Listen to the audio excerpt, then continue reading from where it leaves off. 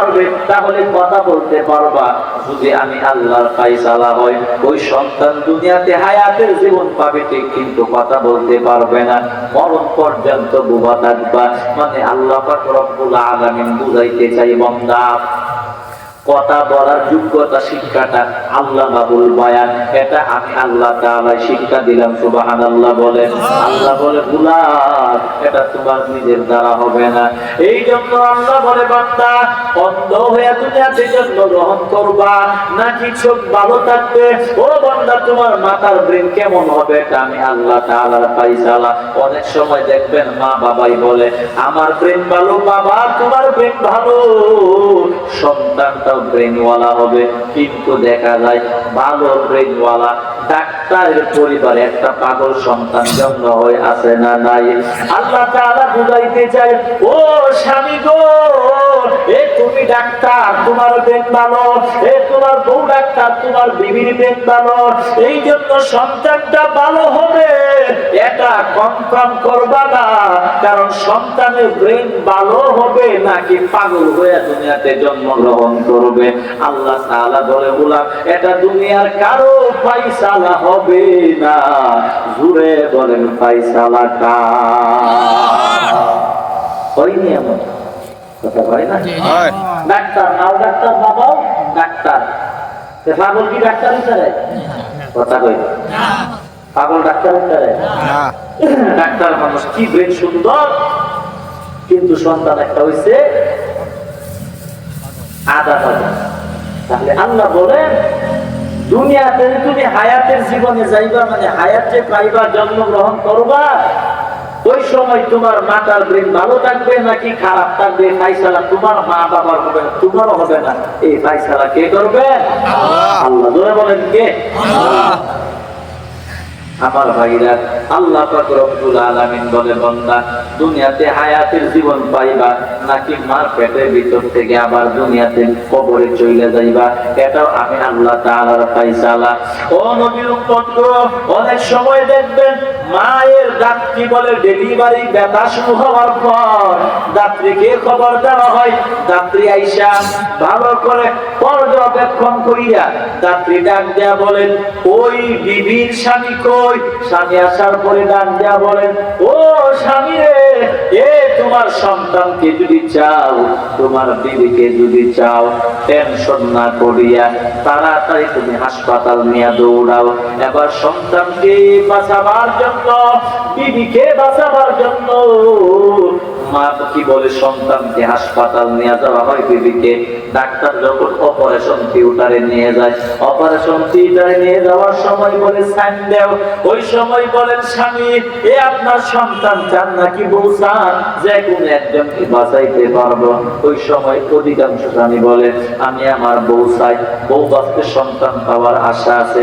কিন্তু সন্তানের মা বলে, ও ডাক্তার না না, আমি বাঁচতে চাই না, আমাকে মেরে ফেলো, এরপরে আমার সন্তানকে বাঁচায়া দাও। আল্লাহ তাআলা বলেন, ও বিবি গো, তুমি বাঁচবা নাকি তোমার সন্তান বাঁচবে, এটা তোমাদের ফায়সালা হবে না। জোরে বলেন ফায়সালা কার? অহরহ ঘটনা ঘটে গেল। অপারেশন থিয়েটারে নেওয়ার পর ডাক্তাররা বলে আমরা চেষ্টা করব দুজনকে বাঁচাবার জন্য। একটু ভুল হয়ে গেল, ডাক্তার দৌড়াইয়া এসে বাবাকে ডাক দেয়া বলেন, ও স্বামী গো, অনেক চেষ্টা করলাম কিন্তু পারলাম না, আপনার বিবিও দুনিয়াতে নাই, আপনার সন্তানও দুনিয়াতে নাই।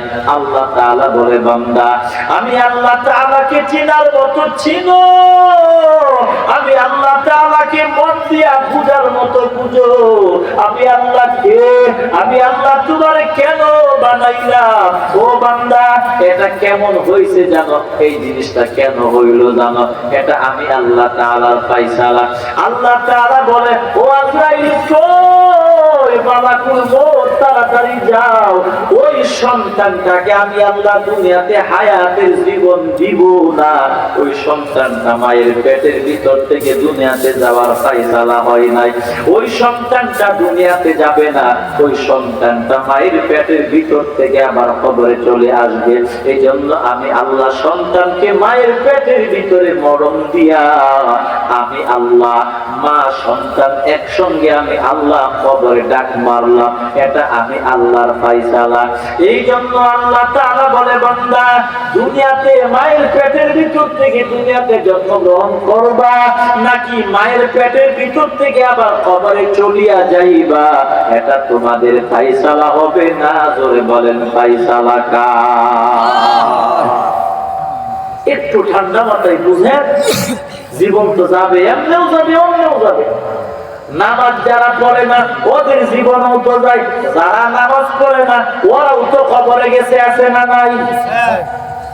যারা নামাজ পড়ে ওরাও তো কবরে যায়, যারা নামাজ পড়ে না ওরাও তো কবরে যায়। যাদের দাড়ি নাই ওরাও তো কবরে যায়, যাদের দাড়ি আছে তারাও তো কবরে যায়। বেশ কোনটা হলো, নামাজওয়ালা বান্দা কবরে যায় আল্লাহকে নবীকে বন্ধু বানায়া, আর বেনামাজি মানুষ কবরে যায় আল্লাহকে নবীকে বেজার করিয়া। ঠিক কিনা? এখন এটা আপনার ব্যক্তিগত ব্যাপার, আল্লাহ তাআলাকে বন্ধু বানাইয়া কবরে যাইবা নাকি আল্লাহকে নবীকে বেজার কইরা কবরে যাইবা, এটা তোমার ব্যাপার। ঠিক কিনা? জোরে কর। আমরা আল্লাহকে বেজার করে কবরে যাইতে চাই না খুশি কইরা? হাত তুলেন। আল্লাহ আমাদেরকে, আল্লাহ আমরা সবাই যেন তোমাকে নবীকে বন্ধু বানায়া কবরে যাইতে পারি, আল্লাহ তৌফিক দান করো। বলেন আমিন। আমার ভাই, মরণ আসবে, একদিন আসবে, অবশ্যই চলে আসবে। আল্লাহ তাআলা বলে, বান্দা দুনিয়াতে হায়াতের জীবন আমি আল্লাহ তাআলা দিলাম, ও গোলাম আমি আল্লাহ চাইলাম বিদায় তো তুমি দুনিয়াতে হায়াতের জীবন পাইছো। আমি আল্লাহ না চাইলে দুনিয়াতে হায়াতের জীবন পাইতাম না। ঠিক কিনা? আল্লাহ বলে, গোলাম আমি আল্লাহর ফায়সালা, জন্মের সময় তোমার চোখ অন্ধ হবে নাকি ভালো হবে, হাত কাল থাকবা নাকি ভালো কান পাইবা, জবান বন্ধ থাকবে নাকি জবান দিয়ে কথা বলতে পারবা, ফায়সালা কার? রেল স্টেশনের মধ্যে গিয়া দেখবেন ছোটবেলা আমি